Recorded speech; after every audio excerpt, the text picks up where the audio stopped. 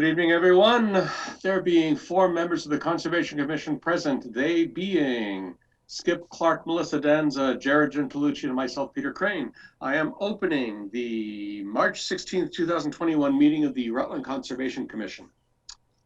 Let me share my screen. Oh, that's right. You have to click the right button enough times. We're going to go right here to agenda. All righty. Let us start with minutes. I know I've read them. I just want to give everybody a chance to read them.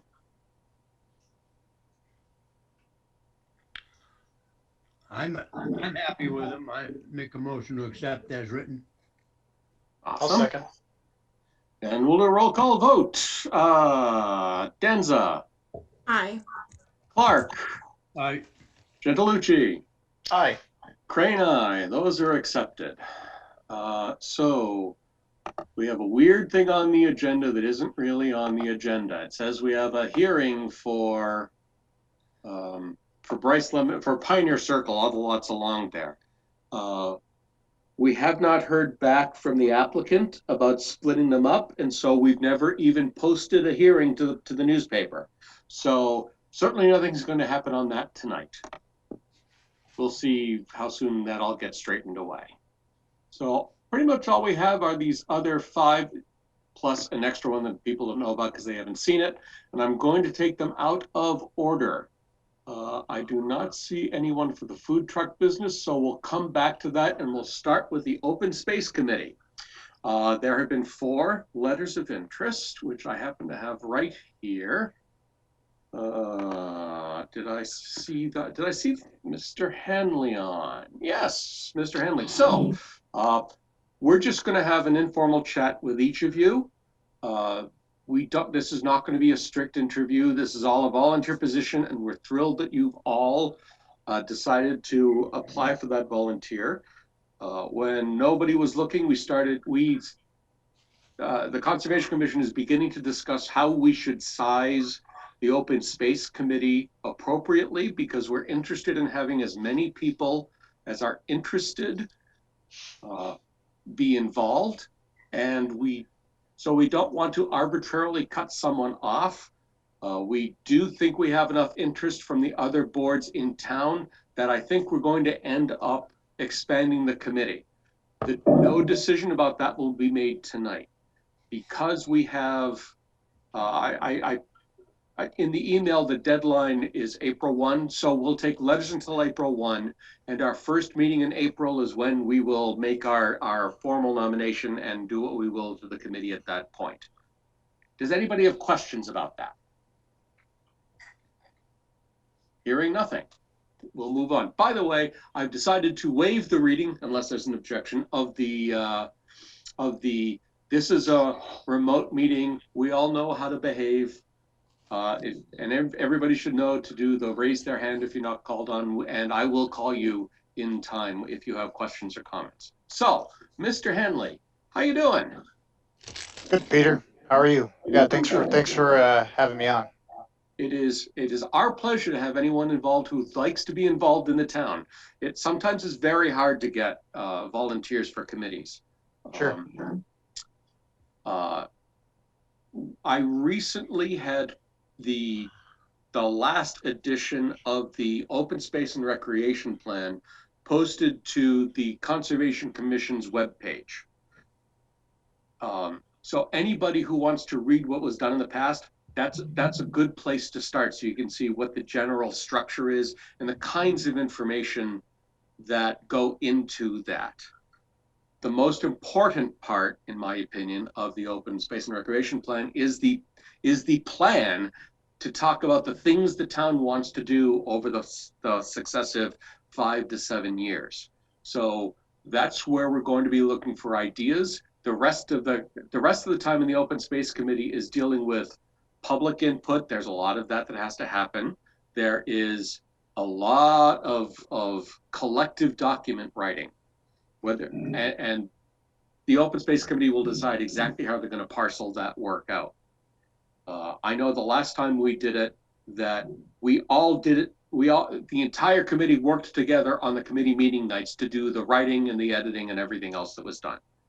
And then other things like data collection, looking up census numbers and things like that was done externally. Do you have any questions about it that we can answer?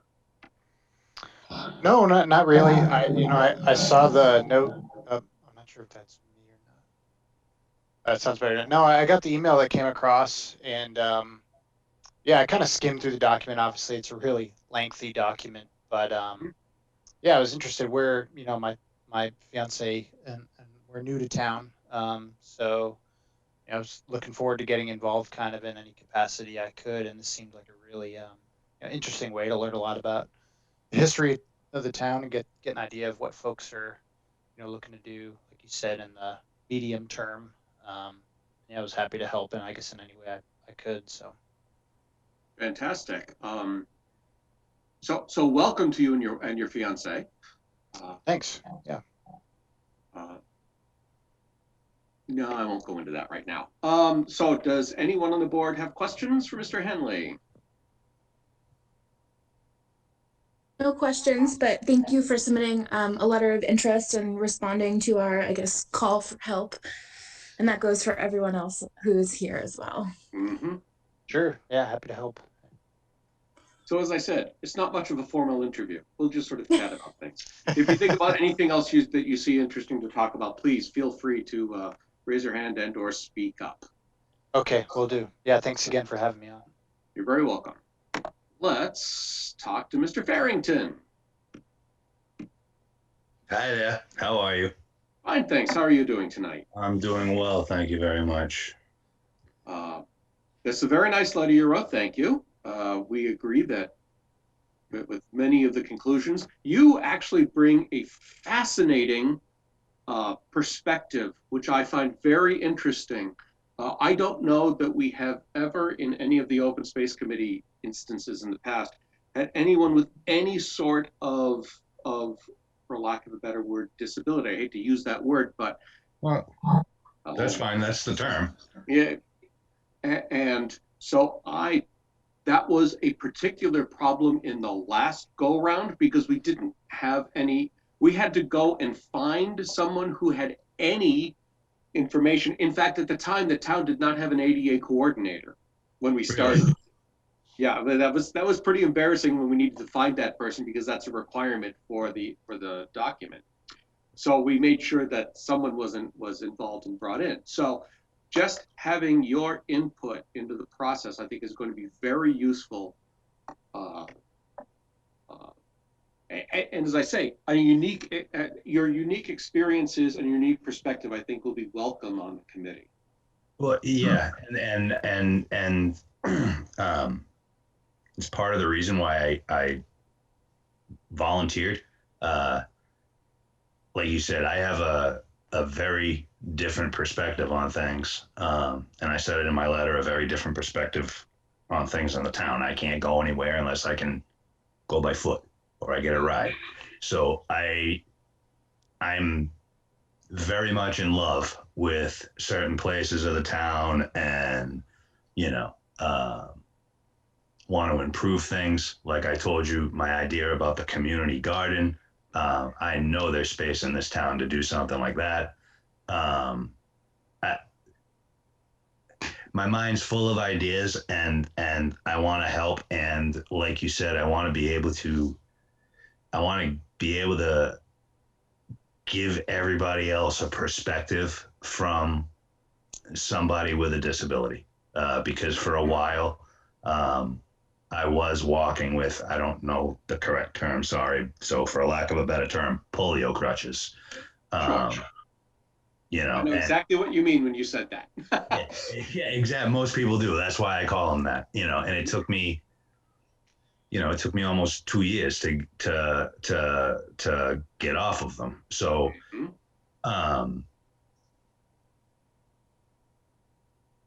all that being said,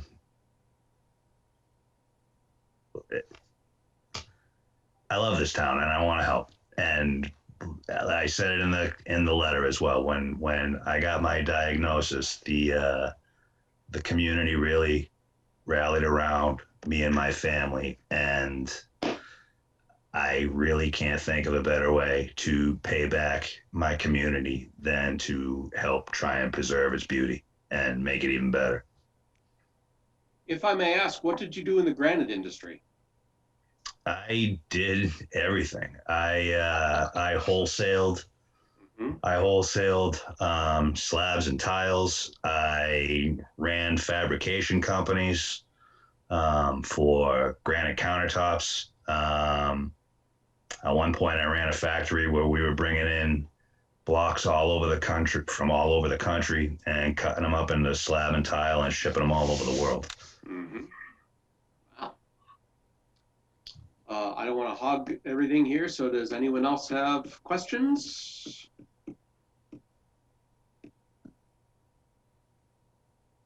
Again, There. thank you for submitting your letter of interest.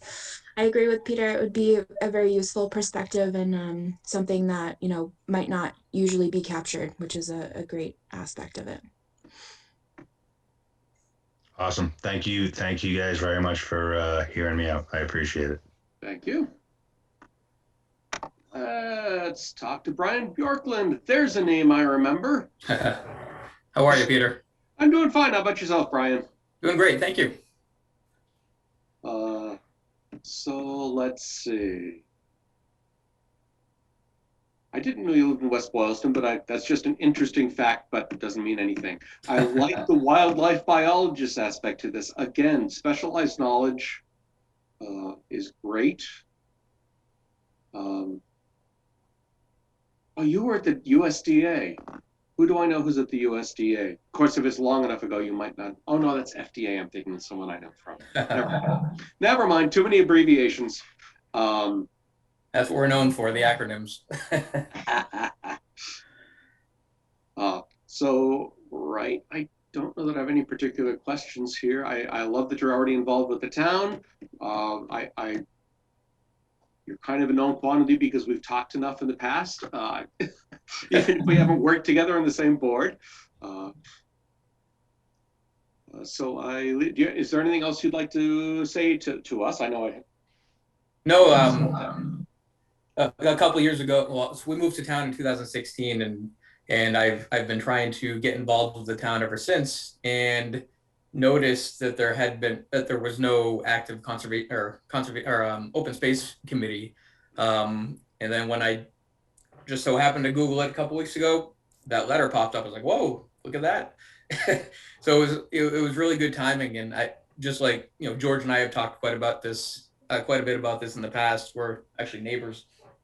And, you know, having served on the West Boylston Open Space Committee for a little while back, 13 or 14 years ago, then working in the field for such a long time, and with my education in conservation biology, I just feel that it's a great way for me to give back, and also might be a way to involve Cub Scout Pack 141 and the Boy Scout troop for their input, and to get them involved so they see the importance of public service, and that their opinion matters. So I do a lot of work in southeastern Massachusetts, and this is just one example of a town that has involved the youth in the area for input on their decisions. So the town of Plymouth, a couple of years ago, they built a brand new skate park, and they called on the teenagers in town, you know, the people who would be using the skate park, for their input. And because I feel like because of their involvement in the development of that skate park, they respect it more, and there hasn't been any sort of vandalism or mistreatment of that park ever since. And I think it's largely due to the fact that the youth of the town was so involved with that decision. And so I feel I just wanted to bring that here, that if we involve the youth and, you know, the Cub Scouts, Boy Scouts, that might get them involved, and they just might have a different perspective on things and really respect things that they helped with, you know, the decision on, I guess. Sure. Yeah. Questions from the board? I'm going to echo what Melissa said, and thank you, Brian, for volunteering. We certainly appreciate it. And it sounds like your background and experience and knowledge will be very helpful with the committee. So thank you. Great. No Yes, problem. I will echo again, and I really do like the connection with the Cub and Boy Scouts and Eagle Scouts, or as they make their way to Eagle Scouts, that's been a key integral part in a lot of trail creations in the past in terms of smaller projects. And I think it's a good way to get that input of also what could be done and what can we source locally. So thank you for, reaching out with that connection. Sure. Brian, you actually just tickled something in my head, so I'll sort of say this out loud now that applies to everybody here. The Open Space Committee has not been a full-time committee; it's been a subcommittee of the Conservation Commission every time it's been instantiated. Mm-hmm. But there may be an appetite to make it a permanent committee of the town, to actually drive longer term projects than just the open space and recreation plan. I think people need to talk about it and think about it, but I don't want to I would certainly not reject that idea out of hand. Right, and I think that's a great idea. And so the West Boylston Open Space Committee started just to develop the plan, but to the best of my knowledge, they've been going ever since really strongly, and they've banded together and received funding to obtain different parcels of land for parks in West Boylston, hiking trails and whatnot. They've really done a lot with a little, and I feel like that's something that we can certainly do here in Rutland as well. I agree. I think that's a very interesting idea to consider. First, let's get through the OSRP, then we can look at the longer term implications of that. Okay. Ms., is that Heppy or Hep? It's Heppy, that's right. Welcome. Thank you. So you're also newly, well, I'm going to call you back in the area. I am. I'm a return transplant. After we do all this open space committee, I have another pitch for you to talk to you about, and we'll do that Okay. After we talk about the open space committee. So I find, again, you have some very different perspectives. You're still active duty? Yes, my husband's, we have about 18 months left until retirement, so. Okay. We're on the home stretch. Wow, that's great. So, I mean, you see the resources that we have, and you are clearly a very outdoor-oriented family. Yeah. Nicely done. Thank you. They're also appreciate the need and desire for dedicated athletic space. That has been an issue in town for a long time that we haven't, I don't think the town has found the right solution to that problem of making sure that we have enough space for all the activities, and in some cases for sharing spaces between activities. Right. So I'll open it up to the commission. Anyone, anything? Who's going to say thank you this time? I'll say it again because I am honestly so impressed with all 4 people who have submitted these letters of interest.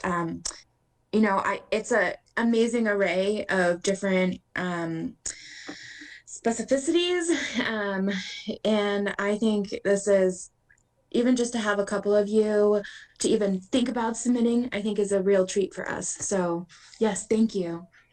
Oh, my pleasure. I'm excited to learn more about it. So let's see. So as I said, we're not going to take action tonight. I'm glad we got a chance to speak with you all this evening. We're going to take, let me look at the calendar because I don't remember things on my own anymore.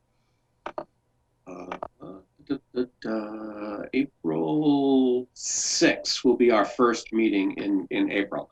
So, and that's in fact our very next meeting. So at our next meeting, we will actually do appointments and as necessary change the size of the committee. I don't think I expected this many well-qualified volunteers and applicants. So the commission gets to make a decision about what to do next time. Thank you all very much for your interest. We look forward to working with you.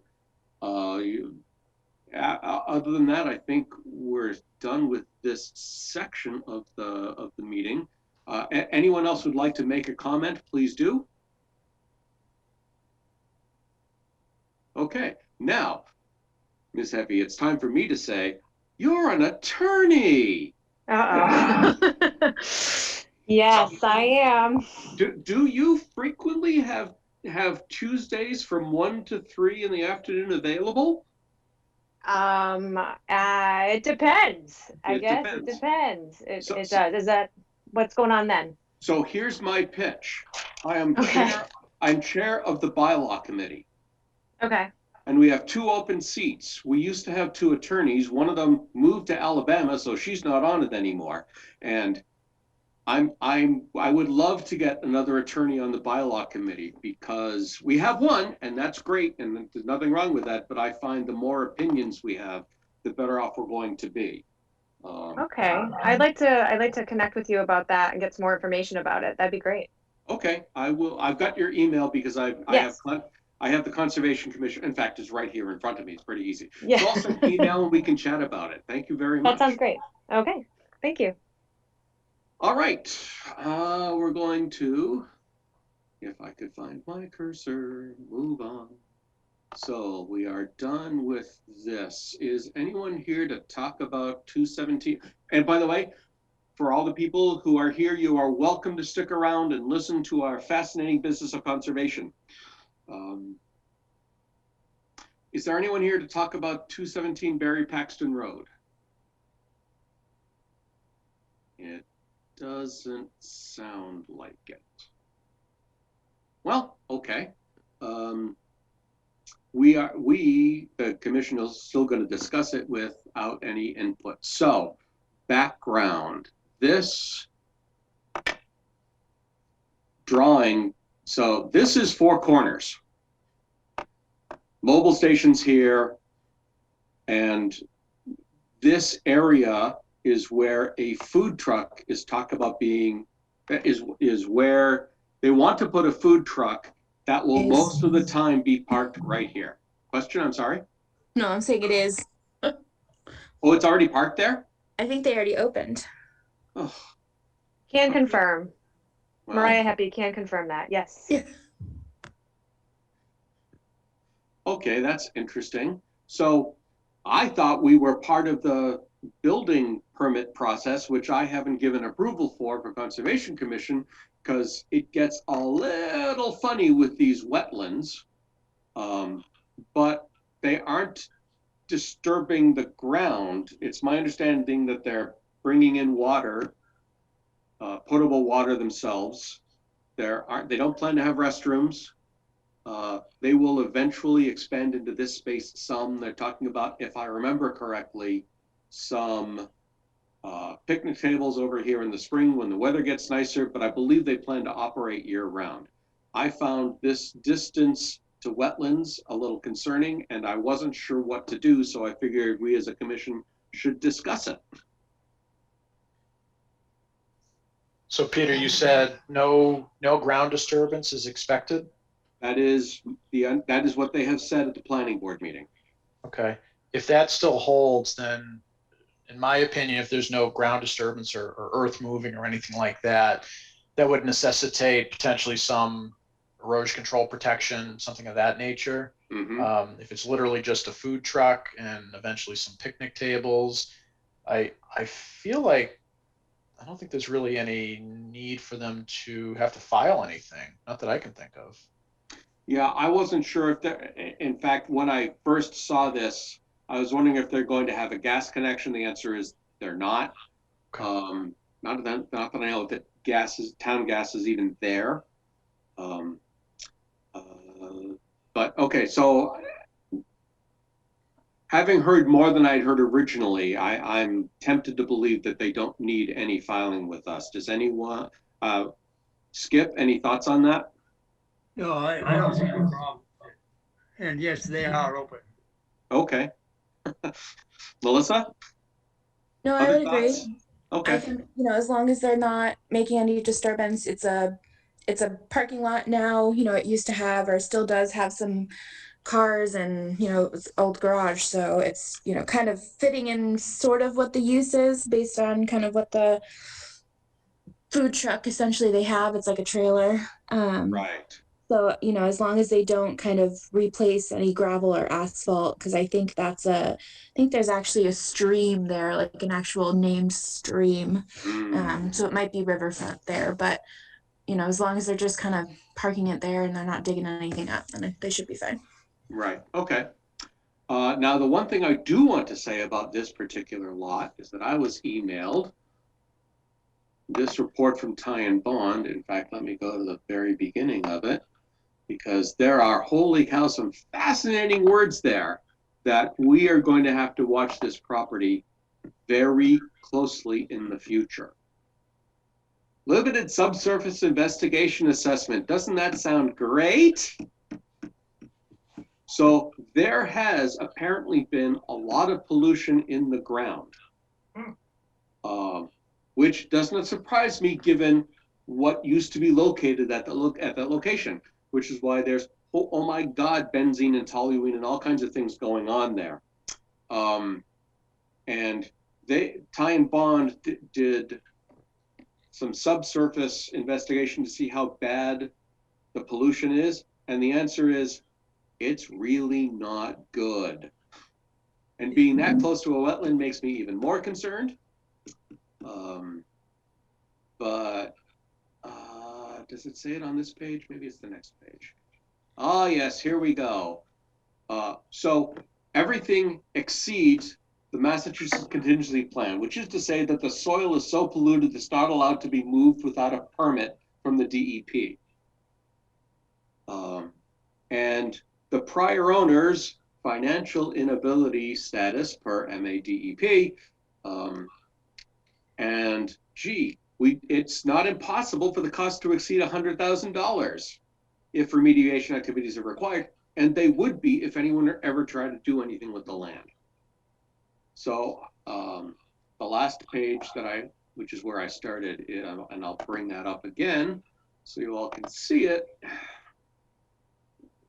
right, is that there are enough of these, so many of the aliphatics that are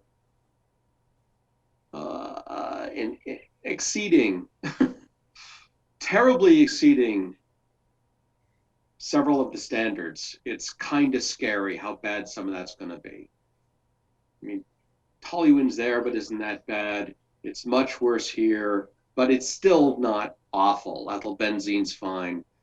For those of you who remember, gosh, I don't remember how long ago, Paul, maybe you remember, when the gas station at Four Corners discovered that they were leaking gasoline into the ground. Oh.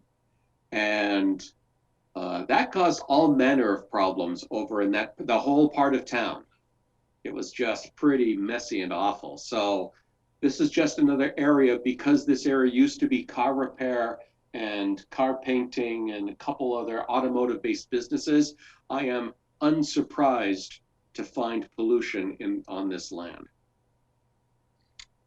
So it's going to be an interesting thing should someone decide to develop anything here. Is it something worth asking Tamika to reach out to the Board of Health to see if any other progress has been made after this report? Because this is almost 10 years old now at this point. That's true. That's a very good question. Having Tamika do that's a great idea. So Tamika, when you listen to the minutes, I'll send her my notes. Thank you. And by the way, thank you for taking notes also. I forgot to say that, with Tamika not being able to be here for the next 2 months probably. Yeah, it's okay. Going back to my roots. So any other questions about 217 Barre-Paxton? Okay, let's move on. It's almost time to start scheduling a visit for Glenwood Place to follow up on those 2 properties. I am, swamped through April 1. Then things ought to get much easier for me. So first full week in April, I'll try to set something up. It might even be the first weekend. Let's see how the weather goes. And then I'll reach out to the commission to see what we'd like to do, and I'll work it out through email with the 2 property owners, and we'll get this once and for all off our list of things. Questions or comments? Okay. So we need a site visit for the COC for 26 Finn Park Road. This is the Elbag property right along the water, where they had to take out the rotten wood railroad tie wall and replace it. It's probably not here, it's probably closer to down here, but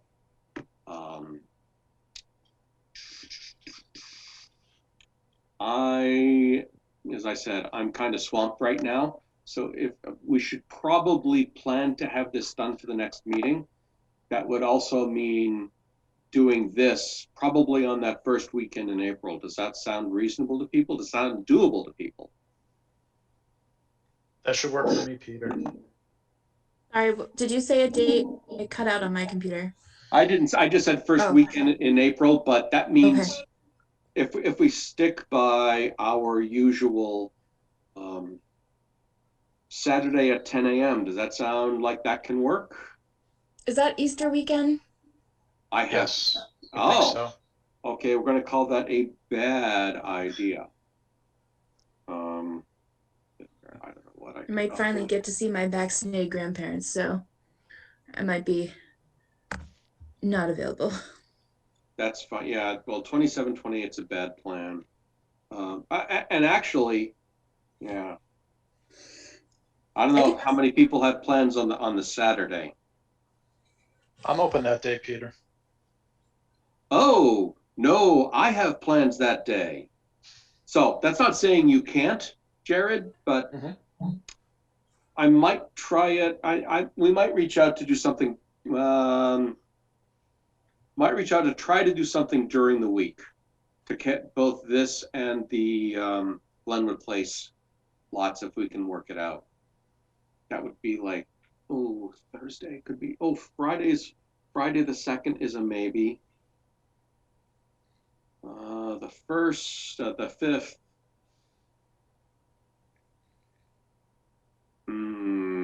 All right, let me see what I can work out and see what I can work out with the Glenwood Place folks, and we'll set it up through email.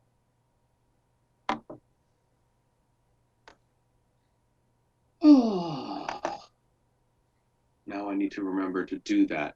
So Melissa, please email me later saying, please remember. I'll copy you. Well, I'm highlighting the stuff for Tamika to do, so I'll make yours a different color. Thank you so much. We have talked about nearly everything. So I'm actually going to bring in something that's not on the agenda because it just came in yesterday. We got an email. So for those of you who may or may not remember, there was an oil spill that we went through and did emergency orders on. So we do have the immediate action plan and their forms. As I recall, a brief scan of this says, yep, 250 gallons, number 2 fuel oil. They were getting rid of the mobile home that's above it so that they could get rid of the, excavate the dirt. I'm not sure there's a lot more that's right. I haven't actually read this form, so we'll just go through it very quickly.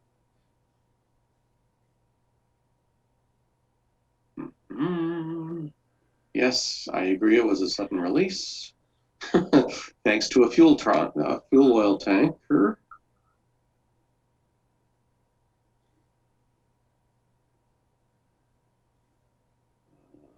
I don't think there's anything here that actually talks about the plan.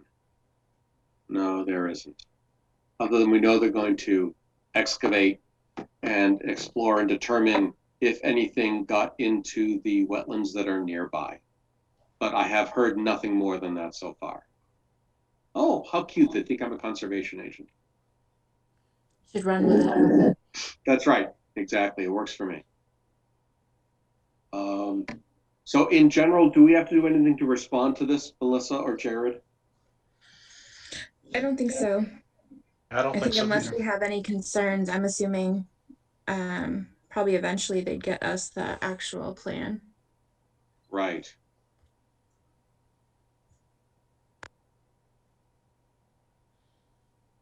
Okay. Oh, that's why it didn't ding. There we go.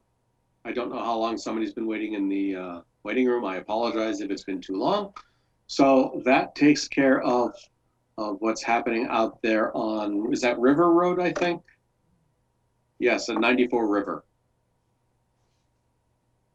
Oh, look, we even have an RTN number, so we can look it all up too. Questions or comments on that? All righty, let's start talking about everybody's least favorite thing in the world, bylaws. So everybody had homework. Did anybody actually read this monster of a bylaw for stormwater management? Yeah. I read Although most of it. it was like right after the meeting, so if I retained any at this point, it's a lot of words. It's a lot of words. And so this is one of the two that we'd be talking about amending at a future town meeting. And so let me just flow through this quickly, ignoring a lot of the overhead words, and get down to the part that's going to be germane to us directly. So well, this whole paragraph is wrong, but let's ignore that. Yeah, I don't know that we would assign responsibility for administration to the Concom, but we would certainly be well placed in the regulations, and I would want, in fact, Conservation Commission to be an enforcement body for this bylaw.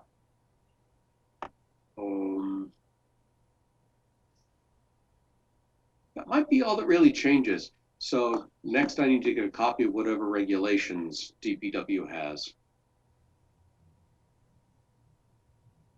Ugh, okay, I'll look at that. I'm sure that'll be a wonderful read too. I don't know that there's a lot more that we would have to do with a lot of this. What's going to happen is there are going to be other changes coming. Oh, here we are, the enforcement. There are more changes coming because of the federal changes to the MS4 permit process. That will be, and that's going to drive DPW to want changes in this bylaw. And so our changes would be integrated, or we would work on that with DPW so that we're all in agreement on everything that's going to happen. I, in fact, still need to have a chat with, a week from today, I'm meeting with FinCom about our budget for next year.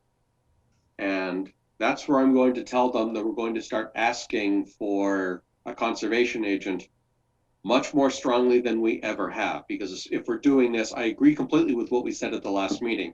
If we were to start doing any of this investigation and enforcement work for the stormwater system, that we would need a person to actually help us, with that, and to actually more actively do the work than we do. That's going to create yet another budgetary issue. I'm going to take a wild guess, and this is just a guess, that we could fund that person out of the wetlands fund for a year, but maybe 2. But at the end of that time, not only would we have to fund that person out of the general fund, we would have to take all the money that we're taking from the wetlands fund that we use for MAC fees and paying Tamika and all those expenses, and we'd have to start getting those out of the general fund, at least until we build the wetlands fund back up again.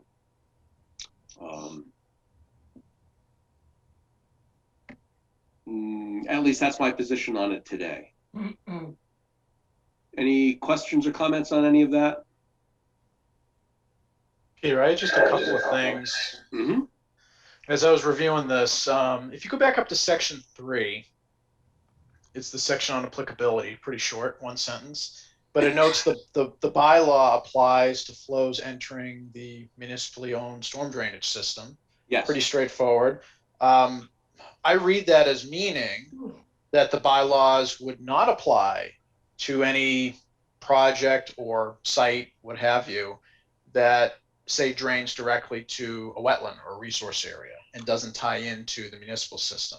And I'm just wondering, just throwing it out there, is that a section we would want to modify so that it would capture more projects? The fast answer is probably not. Okay.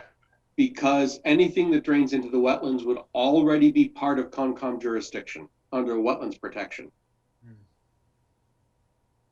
To jump on Jared's point, I honestly haven't seen an applicability statement like this. Usually it's more of a disturbance threshold, because I feel like this is very, and it's all coming back to me when I was reading it, that it was very open, because essentially they could create their own Coltech units and storm scepters and, you know, make everything go in sight. But realistically, the whole point of a stormwater bylaw would also just to be regulating, you know, with the stormwater standards that doesn't come under our jurisdiction as well, which is usually bigger projects or subdivisions or commercial projects.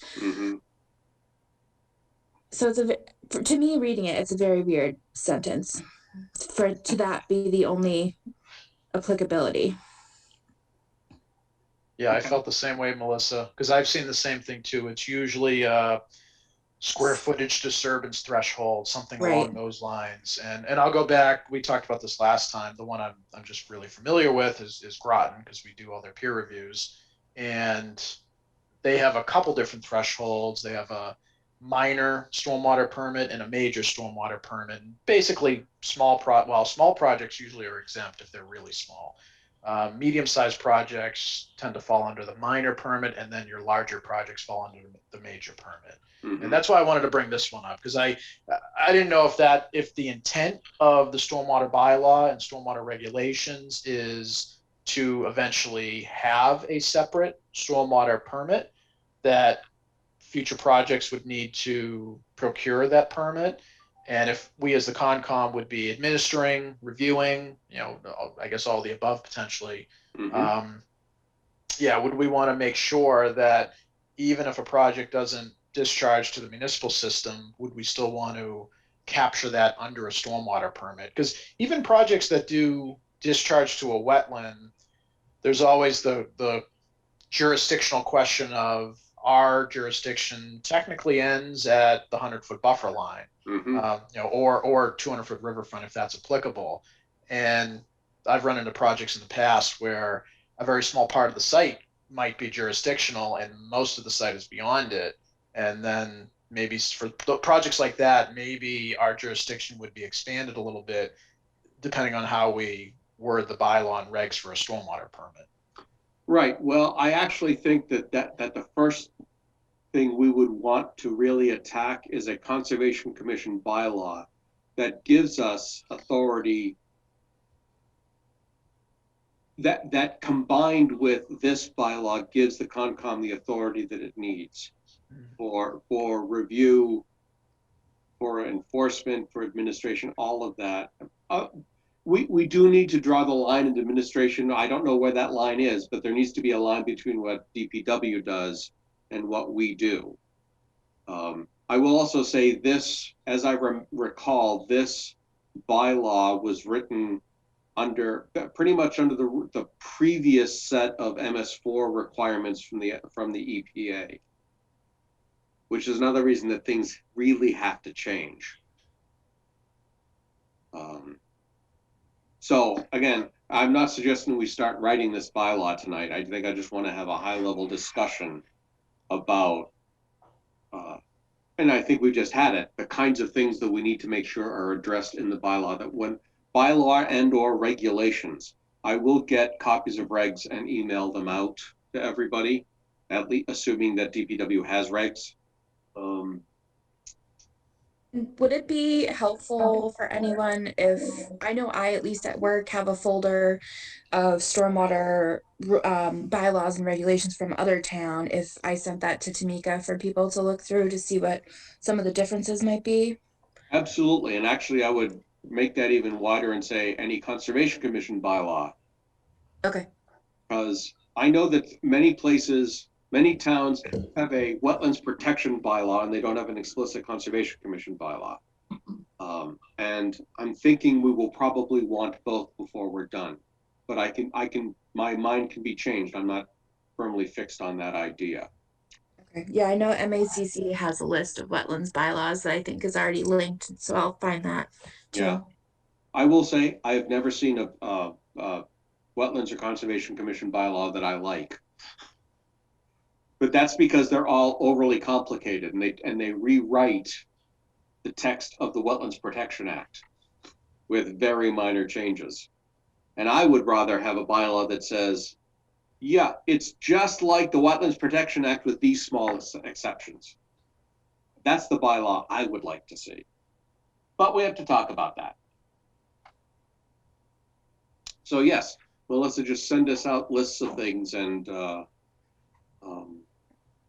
where I think next meeting, if the agenda doesn't get too long, and I don't think it will, but we'll have to see what happens with Pioneer Circle. But I would like very much to begin the Conservation Commission bylaw that defines the authority, the duties, the responsibilities of CONCOM, separate from the Wetlands Protection bylaw. I think it'll serve us better if we have two separate bylaws. Peter, those would be separate from the stormwater bylaw, right? Yes. So okay. Yes, that's exactly correct. Okay. So I would imagine the town would go to town meeting with CONCOM bylaw, wetlands protection bylaw, and stormwater bylaw. I imagine those three would go as a package to town meeting. So now, don't get me wrong. I'm not saying annual town meeting in 8 weeks. We're talking about a longer term play here. So this might be fall town meeting. It might be next annual. I don't know, because it depends on how quickly we get through our side of everything and how well we can work with DPW and how quickly we can all work together.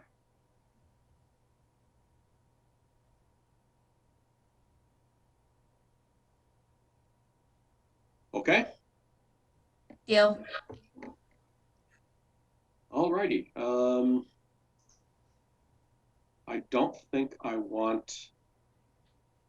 No, we're not going to read. Since we haven't. The homework for next time after Melissa sends out the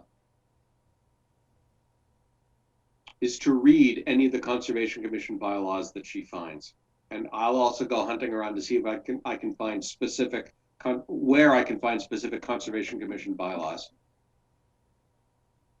And so our homework will be, assuming we can find them soon enough, to read those for the next meeting. But hey, we've got 3 weeks. That's plenty of time, right? Nobody's checking that. Uh-oh.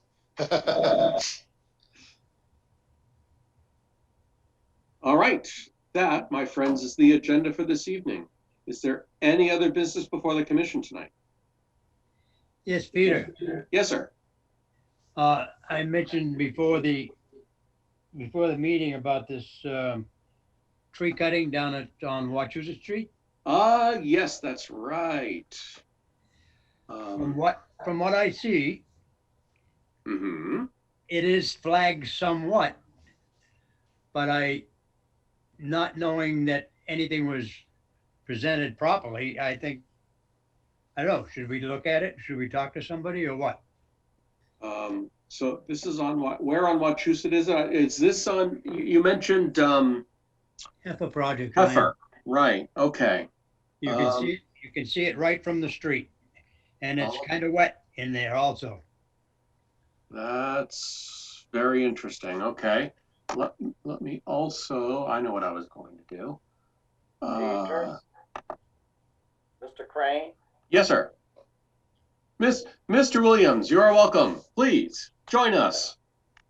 The project is all done. The forester is going back for the DCR to come back to make the final look. The DCR pointed out where they wanted that. So that's why it was done, and done in a hurry. Oh, Why- okay. I'm sorry, Skip, go ahead.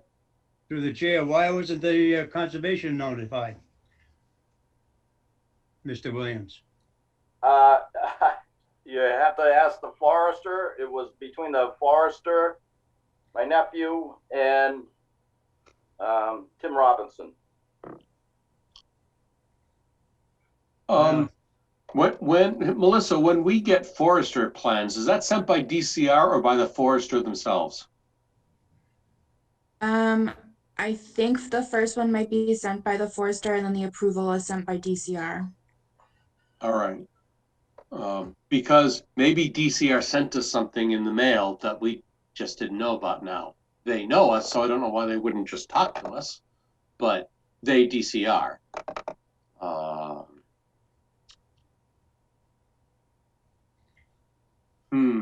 Okay. So anyway, the project is done. All the wood has been taken out, and next year that will be the landing that they have there. That's where my nephew is planning on putting the tank for the maple sap lines.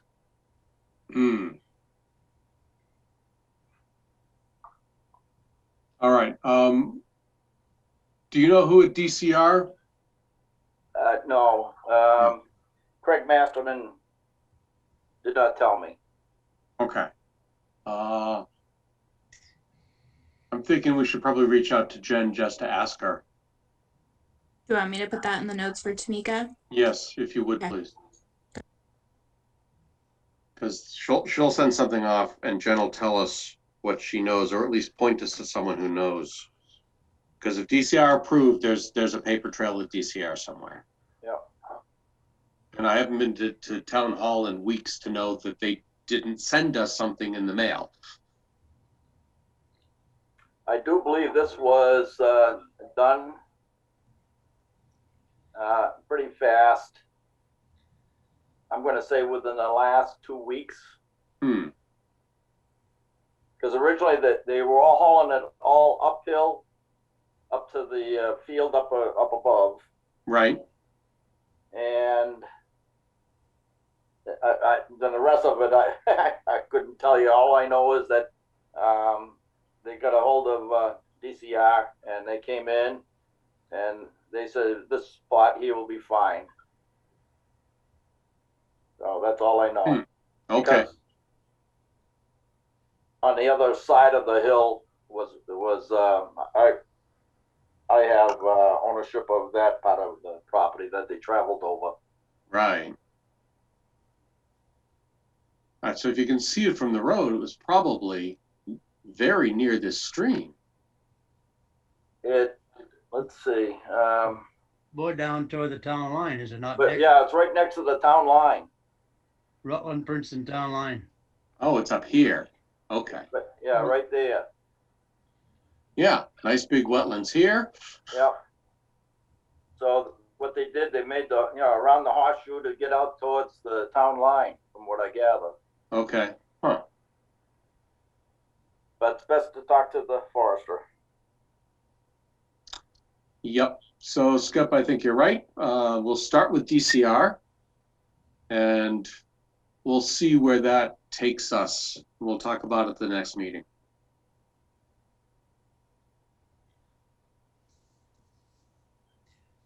Okay,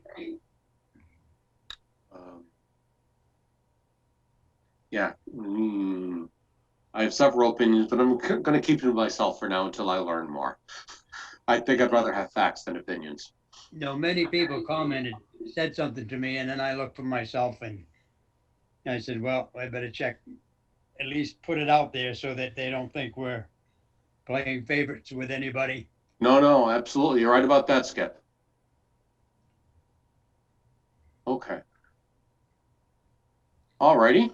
I'd just also just like to say, it was Heifer that originally did this, and then when I guess when they sold it, it all was transferred over to my nephew, Okay.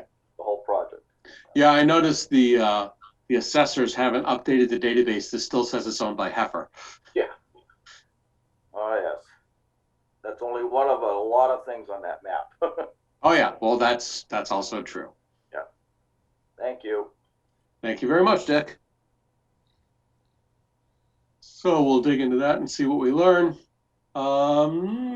Is there any more business before the commission tonight? I'll make Hearing. a motion to adjourn. Perfect. Second. Roll call vote. Gentilucci, Hi. Danza. Aye. Clark. Aye. Crane, aye. We are adjourned. Thank you all so very, very much.